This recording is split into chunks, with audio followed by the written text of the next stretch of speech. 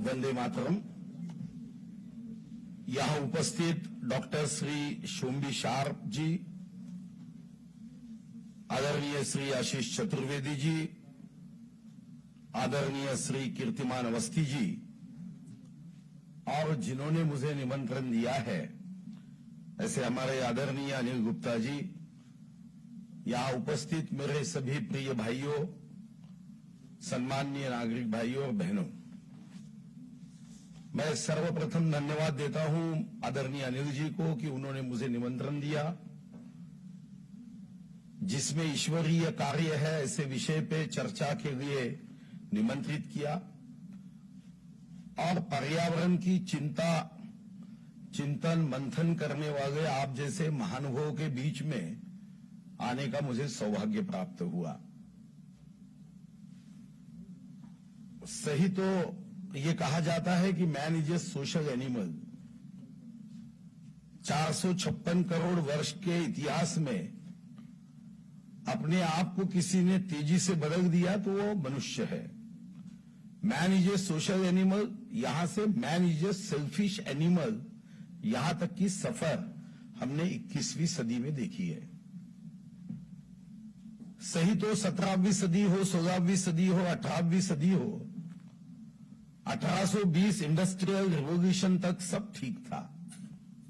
निसर्ग भी अपना काम करता था, ऋतु चक्र अपना काम करते थे, मगर 1820 से एक बात ध्यान में आई कि इसके पहले विज्ञान का, तंत्रज्ञान का अभाव था, मगर पर्यावरण का प्रभाव था और उसमें से खुशी और आनंद का भी प्रभाव था।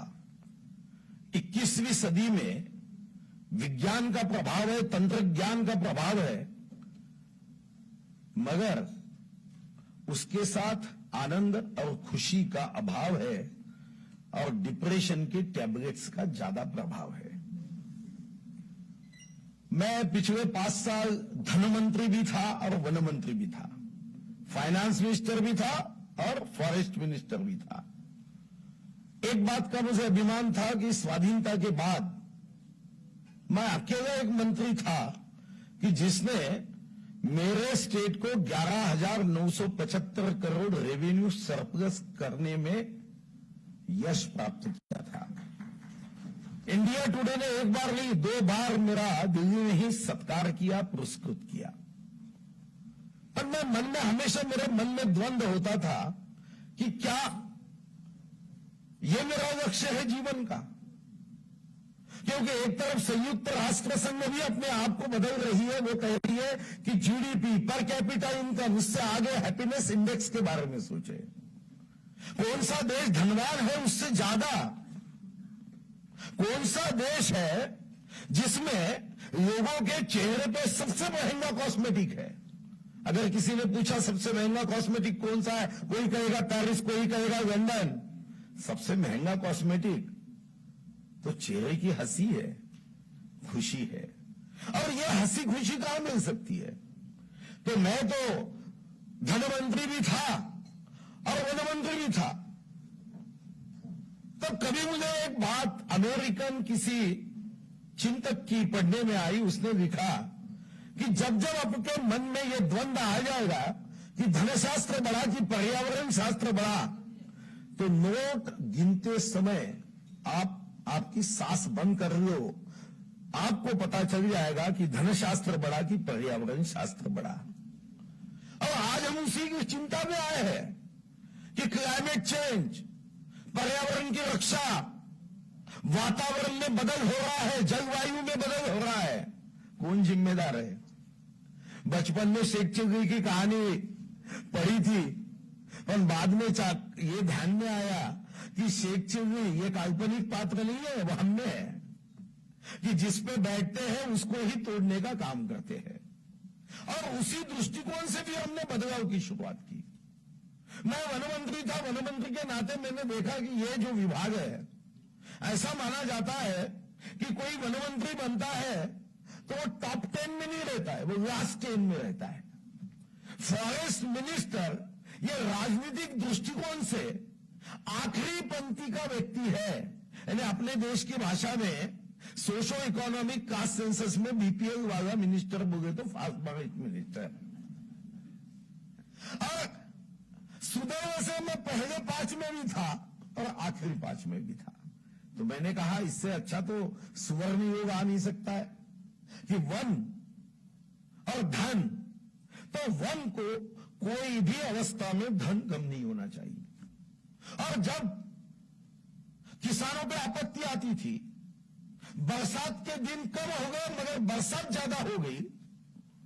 1956 में बरसात की जो दिनों की संख्या थी वो इतनी कम हो गई, पहले बूंद बूंद पानी आता था, अब पानी इतने तेजी से आने लगा कि किसान अपने फसल को आगे नहीं ले जा सकता है।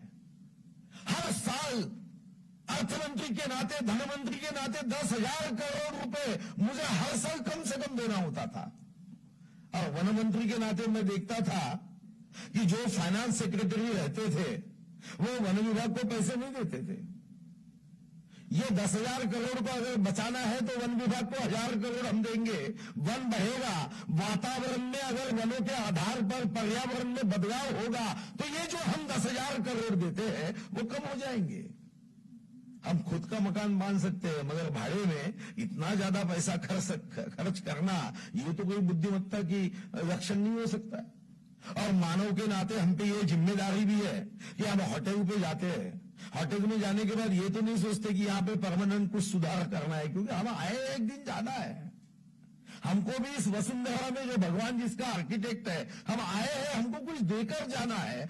हर योनि में इस दृष्टिकोण से ही हर योनि काम करती है। अगर कोई पक्षी कोई फल भी खाएगा तो बीज डाल के ही आगे जाएगा। हमें तो सीडलेस फ्रूट चाहिए, हम सीड से भी नफरत करते हैं, हमें तो हर बात सीडलेस चाहिए। तो ऐसे वातावरण में हमने कुछ निर्णय किए। एक उदाहरण देने के बाद हमने जो हमारी जो प्रैक्टिसेस है, जिसको अच्छी बुरी आप जैसे मूल्यांकन करना है, उसका आकलन करना है करिए, मगर वो मैं कहूंगा मैंने बीच में 2018 को आईआईटी पवई में एक हरिप्रिय एचओडी है, उनको एक काम दिया था।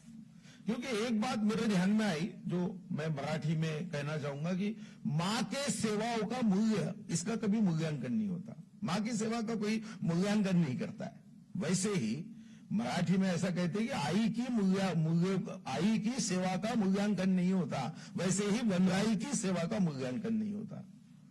क्योंकि मां का प्यार फ्री में है, पर्यावरण का प्यार फ्री में है, तो इसका मूल्यांकन नहीं होता। मगर इसकी कीमत 1,000 नहीं, 1 करोड़ कोई नहीं हीरो से ज्यादा ये प्यार हमारे लिए महत्वपूर्ण है, हम ये समझ नहीं पाते। 10 मिनट के जब होंगे तो मुझे बता देना, नहीं तो मैं हाँ, वो जब भी होगा इशारा कर देना। अभी एक बात ध्यान में आई कि आईआईटी पवई को जब मैंने रिसर्च दिया, संजय गांधी नेशनल पार्क का, ये 104 स्क्वायर किलोमीटर का है।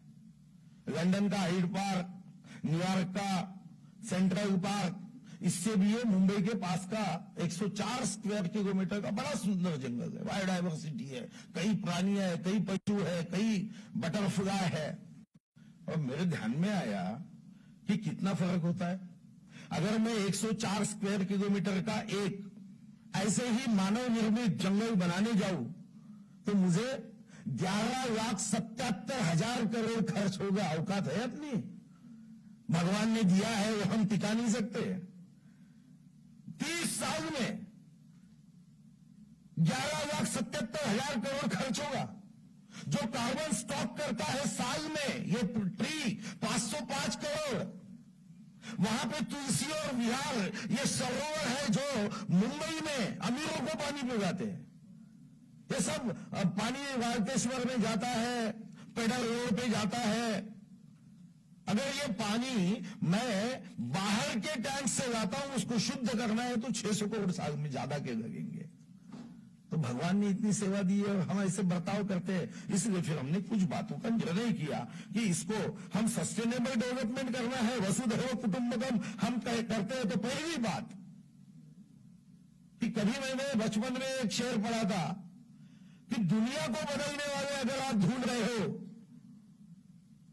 तो मत ढूंढो, एक बार अपने आप को आईने में देख लो, दुनिया बदलने वाला मिल जाएगा। तो मैंने सोचा कि मैं दुनिया में पर्यावरण को बदलने वालों को ढूंढने के बजाय मैं क्या कर सकता हूं। मैं अपने आप को आईने में देख ले कि मैं कुछ अपना योगदान दे सकता हूं क्या। और उसी आधार पे हमने कई निर्णय किए। जैसे सबसे महत्वपूर्ण निर्णय क्या किया, जैसे यहां कहा जा रहा था कि कुछ राज्य बहुत आगे है, कुछ राज्य पीछे है। अब ये तो हम धन के आधार पर तय करते, ये गरीब है, ये अमीर है। वो हृदय से कितना अमीर है ये देखते नहीं। हम ऊंचे इमारतों पे अमीरी गरीबी का मूल्यांकन करते हैं। वो कितना खुश है, उसका परिवार कितना खुश है, बेटा अपने बाप का कितना सुनता, पत्नी अपने पति का कितनी सुनती, पति कितने पत्नी का सुनता। क्योंकि पर्यावरण में एक भी बात है, ये मैं आगे बताऊंगा, क्योंकि ये भी रिसर्च किया गया है। तो पहला काम हमने ये किया कि हमें पेड़ लगाना है, मगर डिपार्टमेंट को नहीं लगाना है। हमें पेड़ काटने वाले मानसिकता के लोगों से पेड़ लगाने वाले मानसिकता के लोगों की संख्या बढ़ानी है। ये लोक सहभाग होना चाहिए, लोक आंदोलन होना चाहिए। और आपको आश्चर्य होगा कि अभी कोई देश की इतनी बड़ी आर्मी नहीं जितनी मेरी है। मेरी ग्रीन आर्मी है 6.1 मिलियन की। देश की आर्मी नहीं है, क्योंकि देश की आर्मी सीमा की सुरक्षा के लिए, मेरी आर्मी, मेरे विभाग की आर्मी, ये भगवान ने दिए हुए वसुंधरा के पर्यावरण की सुरक्षा के लिए है। क्योंकि इसमें लोक सहभाग बढ़ाना होगा। ये कोई सिर्फ कानून से हम इसको रोक नहीं सकते। मां और पिताजी को नमस्ते करना है, वंदन करना है, नमन करना है, कानून नहीं हो सकता। ये तो संस्कार की बात हो सकती है। तो पर्यावरण ये कानून की बात नहीं, ये संस्कार की बात हो सकती है। और हमने इस ट्री प्लांटेशन को 50 करोड़ तक हम लेके गए, जिसमें 4 बार लिम्का रिकॉर्ड बुक ने उसको 4 बार सम्मानित किया। फिर दूसरी बात हमने सोची कि जंगल से जीवन के मंगल तक जाना है, वन से हमें धन तक जाना है। वन है तो जग है, जग है तो इंसान का तग है। और इसी दृष्टिकोण से हमने इस पे आधारित जो परिवार है, जो गांव है, जो जातियां है, उनके जीवन में हम बदलाव कर सकते हैं क्या। तो हमने डॉक्टर श्यामा प्रसाद मुखर्जी जनवन योजना बनाई, जो हमारी बहुत सक्सेसफुल है।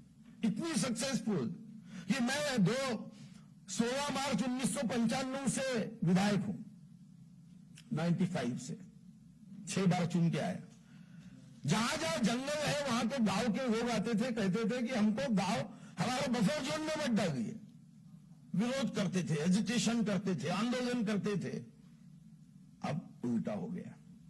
हमने डॉक्टर श्यामा प्रसाद मुखर्जी जनवन योजना लाने के बाद लोग आते, भाई साहब हमारा गांव डाल दो ना, उसमें जंगल में डाल दो हमारा गांव, हमारा इस बफर जोन में डाल दो।